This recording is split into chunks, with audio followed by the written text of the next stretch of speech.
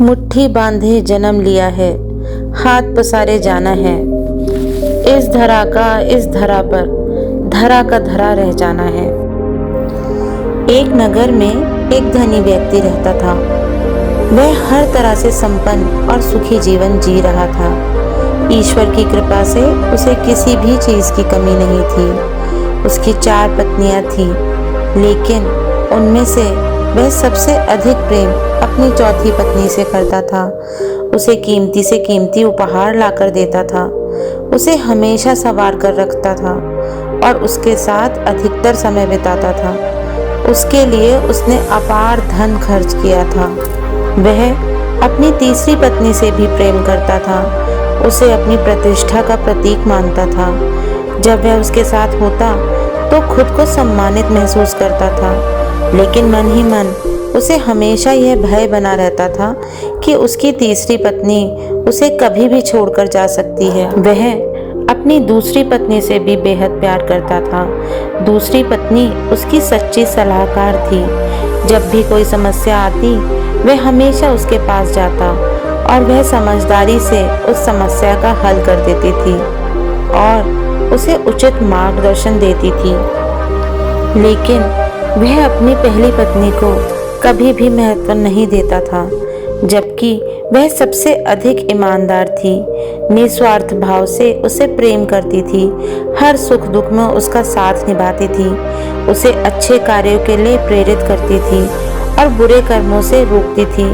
फिर भी वह उसके जीवन में सबसे ज्यादा उपेक्षित थी। समय बीता और वह व्यक्ति गंभीर रूप से बीमार पड़ गया। कोई भी इलाज काम नहीं आया। मृत्यु का समय निकट था। तब उसे अपनी चारों पत्नियों का ख्याल आया और उसने अपनी चारों पत्नियों को बुलाया। सबसे पहले उसने अपनी चौथी पत्नी को बुलाया और उससे पूछा, मैं अब इस दुनिया से जा रहा हूँ, क्या तुम मेरे साथ चलोगी? चौथी पत्नी ने तुरंत इनकार कर दिया और कहा, नहीं, मैं तुम्हारे साथ नहीं चल सकती। यह सुनकर व्यक्ति का दिल टूट गया। फिर उसने अपनी तीसरी पत्नी को बुलाया और अपनी तीसरी पत्नी से प्रश्न किया, मैं अब इस दुनिया से जा रहा हूँ, क्या तुम मेरे साथ चलोगी?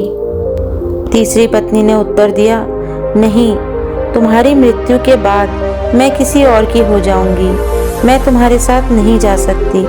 यह सुनकर वह और भी ज्यादा दुखी हो गया। फिर उसने अपनी दूसरी पत्नी से पूछा, मैं अब इस दुनिया से जा रहा हूँ, क्या तुम मेरे साथ चलोगी? दूसरी पत्नी ने उत्तर दिया, नहीं, मैं तुम्हारे साथ नहीं जा सकती, लेकिन मैं तुम्हारा अंतिम संस्कार जरूर कराऊंगी। वह व्यक्ति और भी ज्यादा निराश हो गया।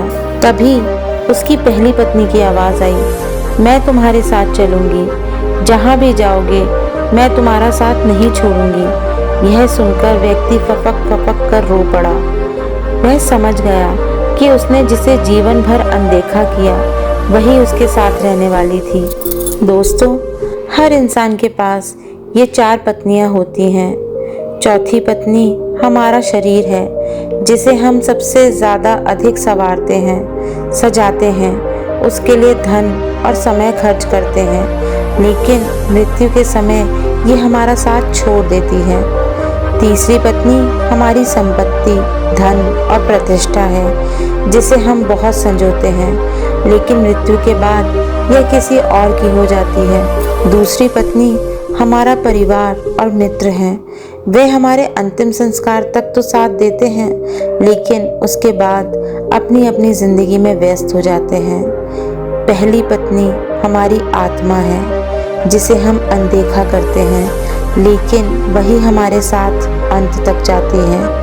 हमें अपनी आत्मा को पोषण करना चाहिए, उसे सशक्त बनाना चाहिए, क्योंकि आत्मा ही हमारी सच्ची पहचान है। किसी ने कितनी सुंदर बात कही है, बंदे, ईश्वर की अदालत में वकालत नहीं होती, और अगर सजा हो जाए तो जमानत नहीं होती।